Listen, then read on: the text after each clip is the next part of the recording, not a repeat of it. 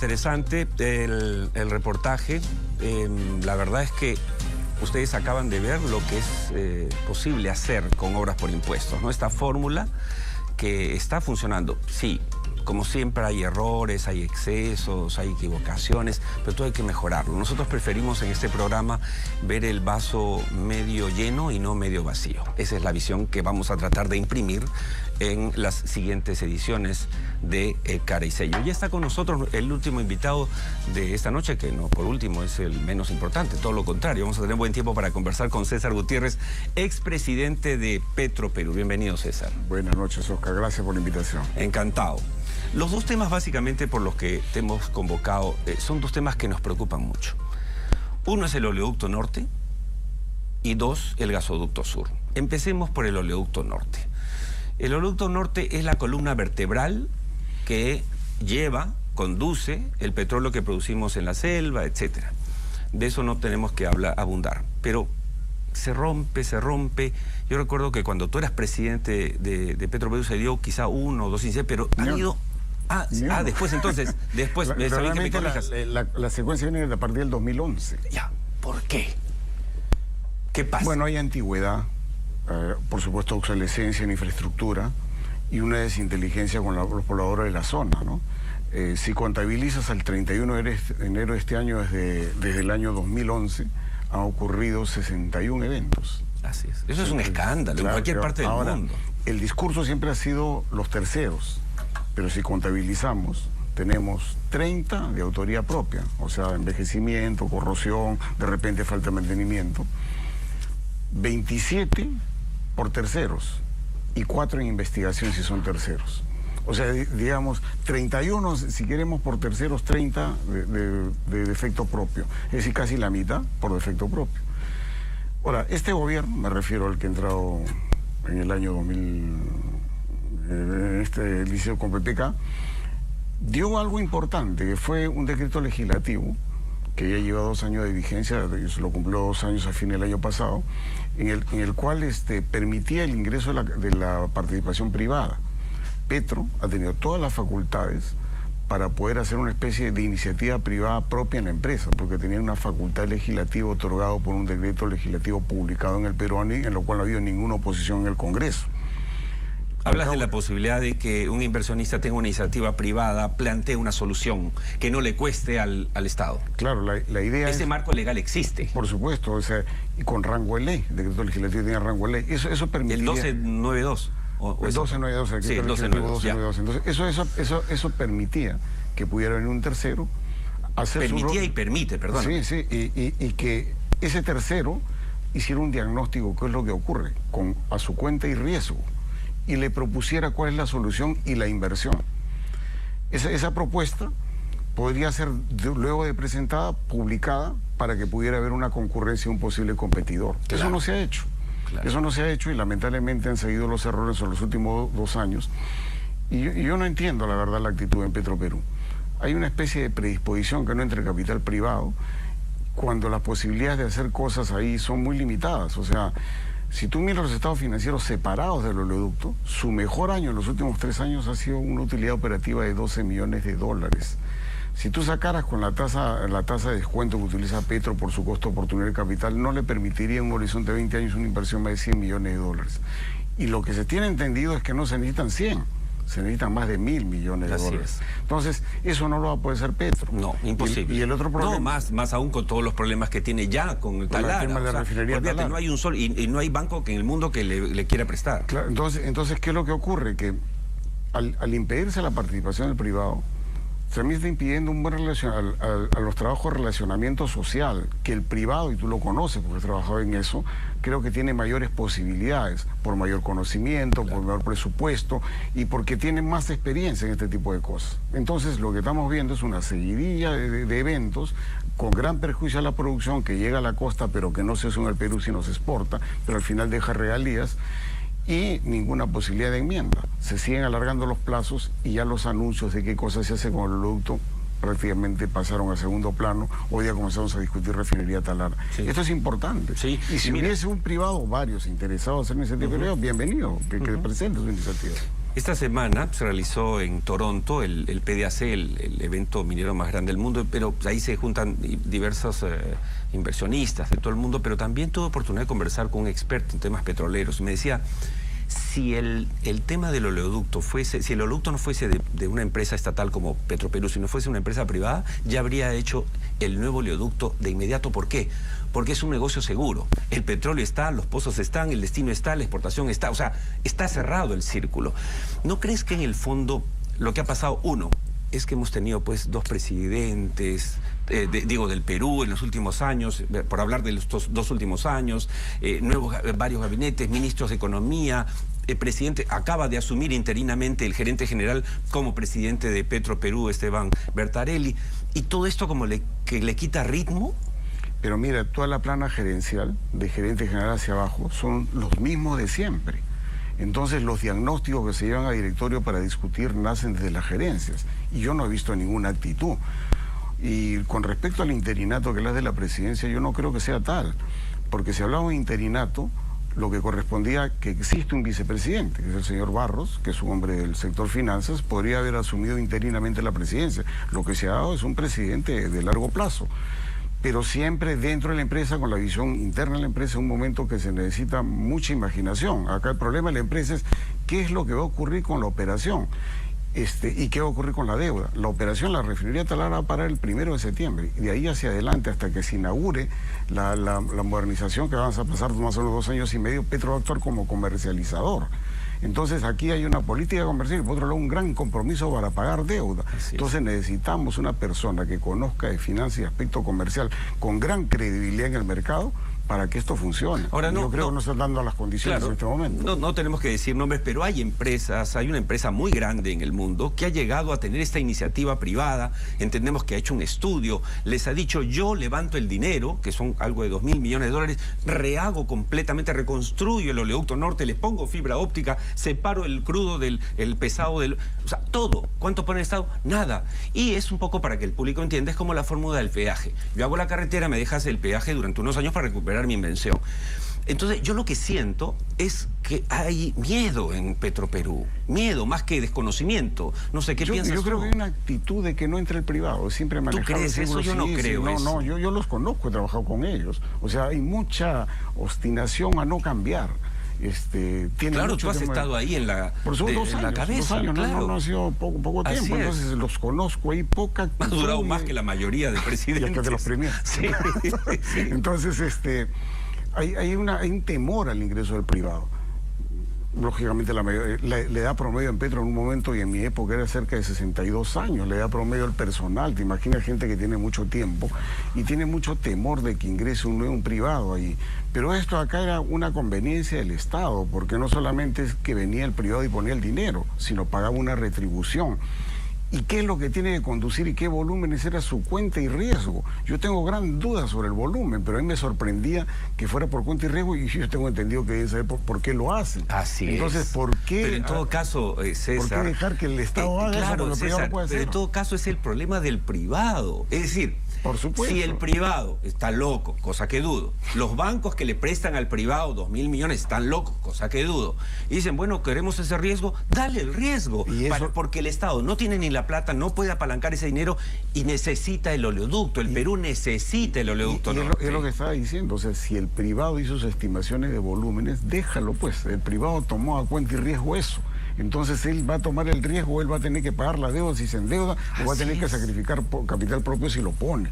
Entonces yo creo que era la estructura perfecta. Además, no se podía aludir que era dedo, porque estos procesos de iniciativa privada bien estructurados, terminado el proceso, se publica y se convoca a un participante hablado del mercado. Exacto. Entonces yo creo que había no era una cerrado. Al final le dices al mundo quién quiere ponerse junto a este señor. Y se prepublica todo el estudio de prefactibilidad que se ha hecho y se publica en el diario. Entonces yo creo que eso podría haber sido atractivo para varios. La transparencia debida había y había ahí la vocación. Yo creo, ojalá que se retome. Pero no sé, mi impresión que tal como vienen las cosas por el momento no se va a hacer. Pero quizá para cerrar ese tema, César, creo que queda claro que sí hay solución al oleoducto. Esa solución es más por el tema privado, porque no hay posibilidad que lo haga el Estado, no hay. Y tercero, lo necesita a gritos el Perú. Por supuesto. Vamos a seguir hablando de eso entonces. Pero ahora... Mira, sobre eso va a reforzar siempre. Sí. Hay lotes productores, o sea, hay lotes con expectativa de producción. Y yo imagino que se habló con el inversionista que quería hacerlo. Y si eso es real, entonces démosle pie de una vez por todas. De acuerdo. El gasoducto sur. Tan polémico, obviamente, porque ganó el 2014 la Buenapro Odebrecht consorcio, ya sabemos todo lo que pasó. Desde ahí, bueno, los cambios de gobierno, PPK se cae, etcétera. Ya va a pasar un año de que asumió Martín Vizcarra. Y ya el ministro Ismet dijo hace pocas semanas, sí, vamos con el gasoducto sur, básicamente con el mismo trazo, agregando ramales para el Cusco. ¿Es factible, con tu experiencia, es factible echar a andar el gasoducto sur? ¿Es importante para el Perú? ¿Hay que dejarlo ahí en un proyecto nada más? Se ha perdido un año para confirmar que el trazo era el trazo. Sí, y yo creo que ha sido una pérdida innecesaria de tiempo.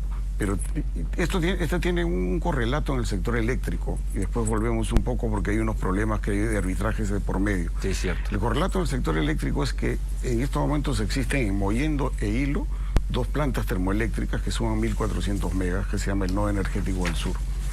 Estas plantas, según mis cálculos, que han sido públicos, deberían estar operando a fines del próximo año a diésel, porque fueron diseñados para gas y eventualmente para diésel. Ese tema es bien delicado. Nadie habla de eso, escuchen bien. Ellos van a permitir abastecer la demanda que va creciendo y que con la oferta que existe de generación eficiente no se va a poder cubrir, y va a tener que cubrirse con un combustible y con unos costos variables que cuestan como 192 versus 32 que van los actuales.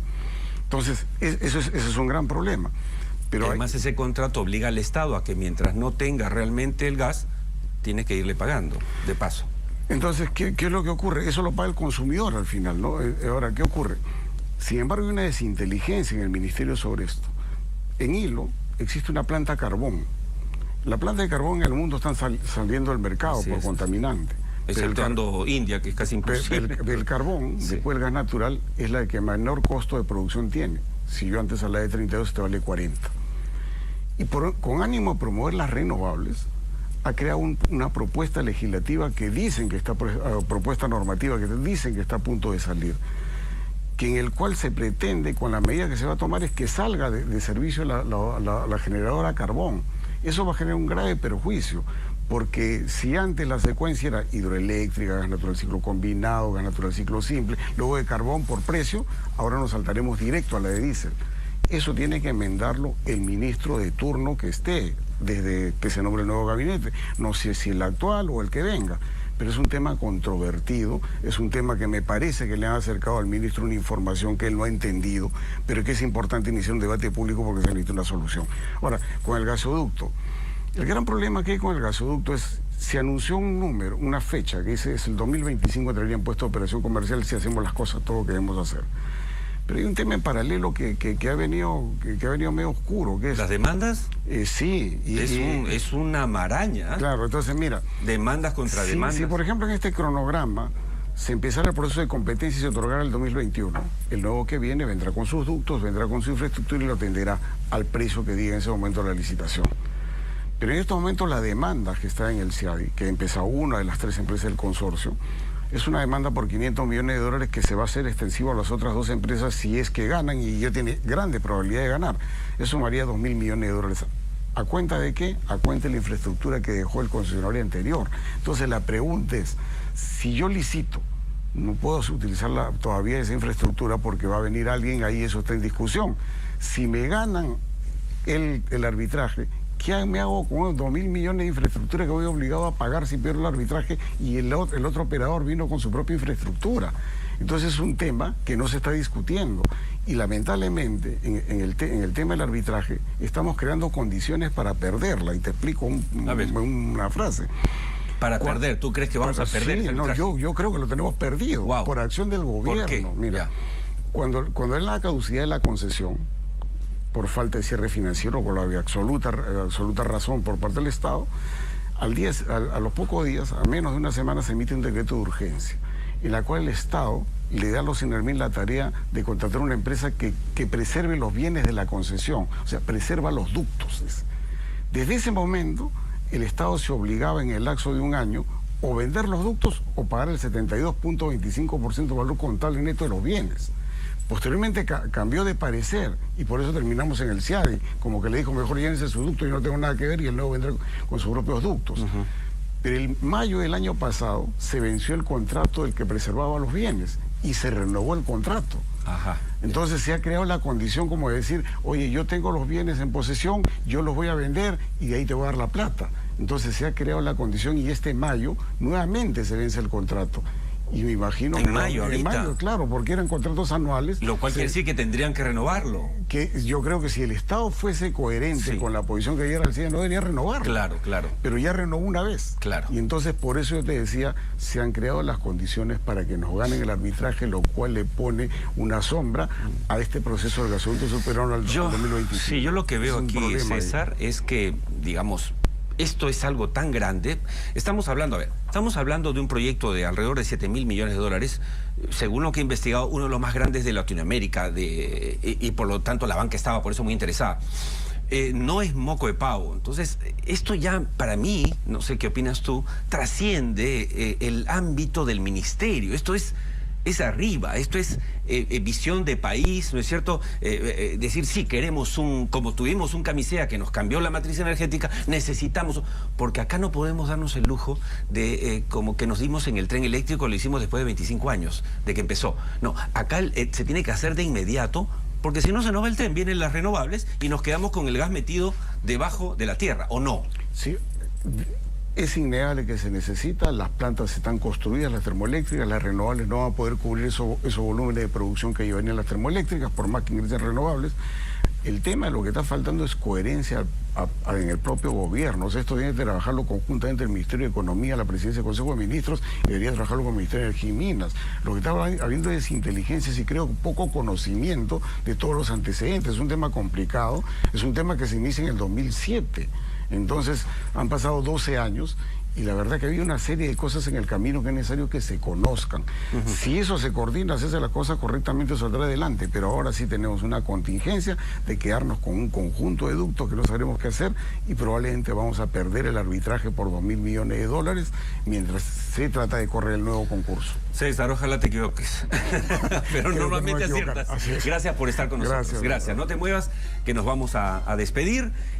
Ya se nos fue el tiempo. Esta primera edición de Cara y Sello voló. Repiten el programa a las 11 de la noche. Quienes quieran volver a ver a nuestros invitados, estos debates, pueden hacerlo. También estamos en ATV Play y ya la próxima semana les anunciamos que vamos a estar en multi-streaming. Ustedes van a poderlo ver en cualquier parte del mundo a través de nuestro canal de YouTube Cara y Sello TV, de nuestro Facebook Cara y Sello TV y nuestro Instagram para que vean que estamos modernizados en Cara y Sello TV. Así es que nada, ahora sí me voy con una frase que siempre vamos a tratar de compartir con ustedes al final del programa. Esta es una frase de Larry Page. Larry Page es el CEO de Google. ¿Qué dice Larry Page? La principal razón por la que las compañías fallan es porque no toman en cuenta el futuro. Amigos, no se olviden de tomar en cuenta el futuro. Nos vemos la próxima semana a las 7 de la noche en esta casa ATV+, y este es su programa Cara y Sello. Muchas gracias. Hasta entonces.